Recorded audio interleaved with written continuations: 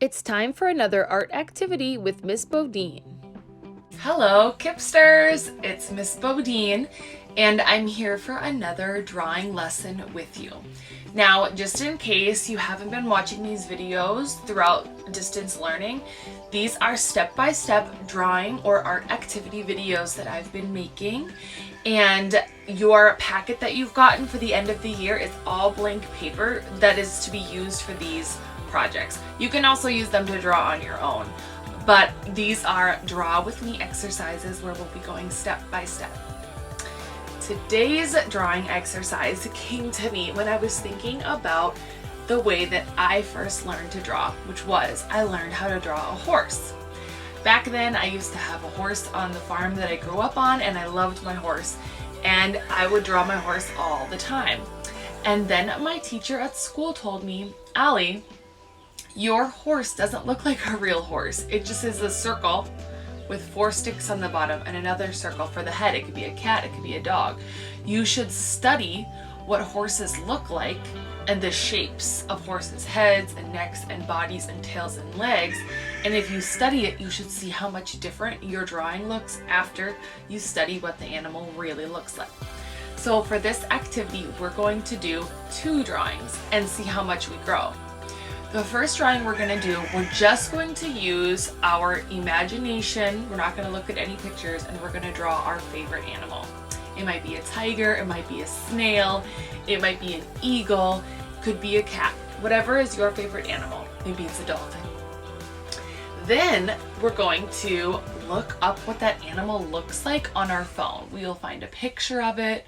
We'll find out what the different body parts look like, and then we'll draw it for a second time and see if we can do better after we study it and learn more about it.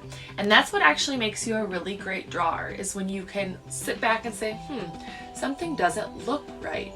Let me investigate. And then after you investigate and figure it out, you'll end up with a much better drawing, and you'll learn some new skills as a drawer and as an artist. So let me think about my favorite animal. I already know what it is. My favorite animal is a flamingo. So let me do my first drawing that's just for my imagination. So the first thing that I did was I got out my sketchbook. I bought my sketchbook at Target, and it is full of pages to color and draw on, and it's nice thick paper. You can get this sketchbook, I think it was $10. So if this is something that you want for the summer, or you want to get to practice drawing, it is at Target, and I believe it's $10 to $12. You can also use your paper from your packet. So I'm going to open my sketchbook, and I have 2 pages, and I'm going to do my first flamingo on one side, and I'll do my second flamingo on the other side. I've got my drawing utensils. I forgot my pencil, it's in my bag. But I have pens and a marker, and just for the videos I like to use a marker so you can see really clearly what I'm drawing. So first I will write my name on the bottom corner, Allie, and then I'm also going to label it drawing number 1, and I'll put the date, which is May 22nd.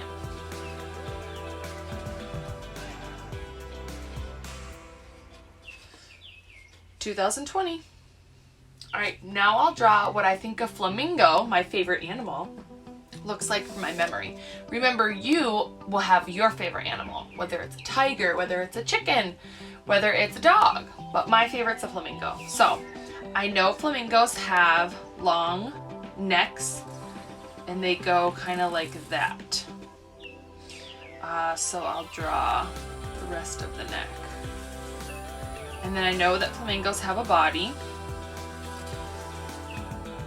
And then I know flamingos have a beak.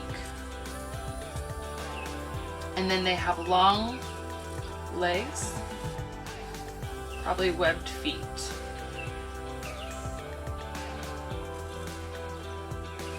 Oop, I go into my label, that's okay. And you know what, I know they have wings, but I don't know much else about flamingos. They have an eye. And probably lots of feathers.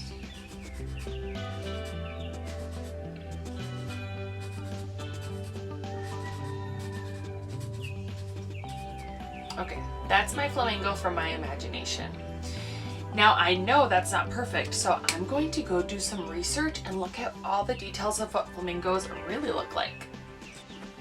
Here is a picture of some flamingos I found online, and I liked this picture because I could almost see the whole flamingo. I'm noticing that the neck is shaped more like the letter S. My neck, when I drew it, was shaped more like a question mark, so it came more flat at the bottom, but this is actually curved all the way around to the bottom.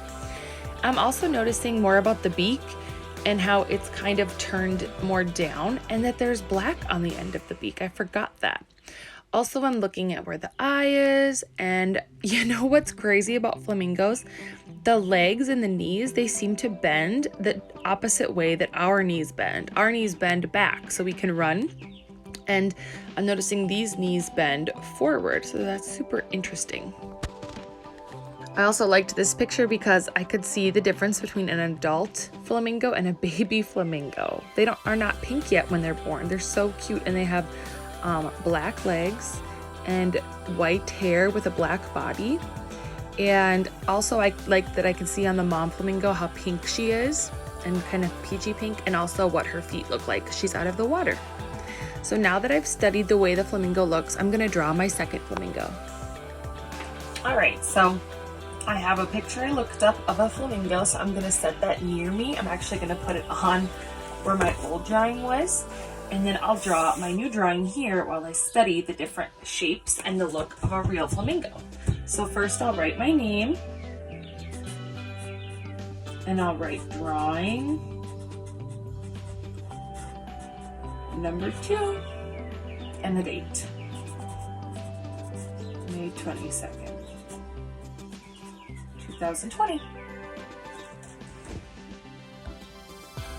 All right, and oops, that's not the one I wanted. I wanted that one. All right, now I will draw. So I've got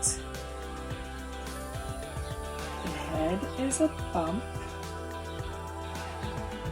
and then I noticed there's a shape here where the eye goes, and then the beak. So it's more down, there's a bump on it, and then it really dips down. There we go. All right, now for the neck. I remember it's more of an S shape. So it goes up like an S and around. Cool.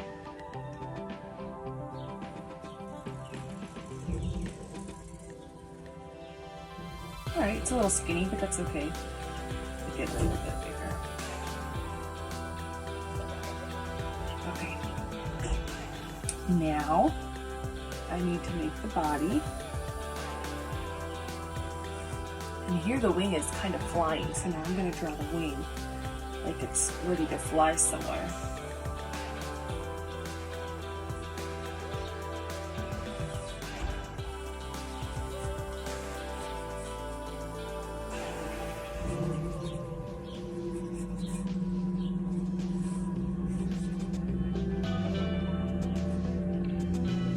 Tail, body. All right, and then the legs.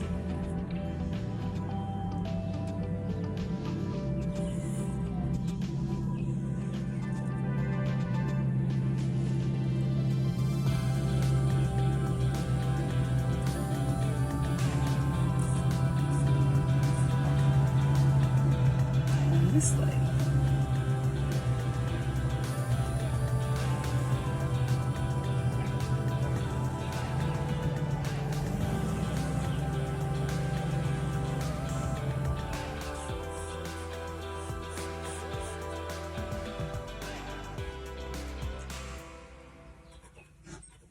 And I can add some feathers.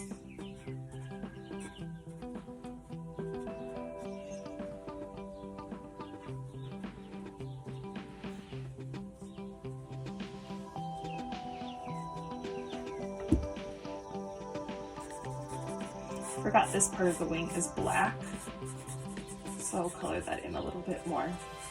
And the tail is also kind of black. And the beak is also kind of black. I better add that. Oh my goodness, that's such a better flamingo. Now let's compare. My original thought from my imagination of what a flamingo looked like, and after I did some studying and looked at the picture, I made my flamingo look like this. I wonder what yours will look like after you do some research and learn about your animal. And I also wonder what animal you picked as your favorite animal. All right, so that is the end of our project for today, is to just have you practice going from your imagination and then really doing some research and looking up the different parts of the animal that you didn't recognize it looked like, so that you're able to draw it better. And if you do that all the time when you're drawing and you keep investigating and looking up little details and noticing things with your eyes, then you're going to become an excellent, amazing artist the older and older you get. So make sure you keep both drawings to remind yourself how much you can grow when you work on something more than once. And please, please, please send me your drawing. All right, I hope you have a great weekend, and I can't wait to see what you've been working on. Bye!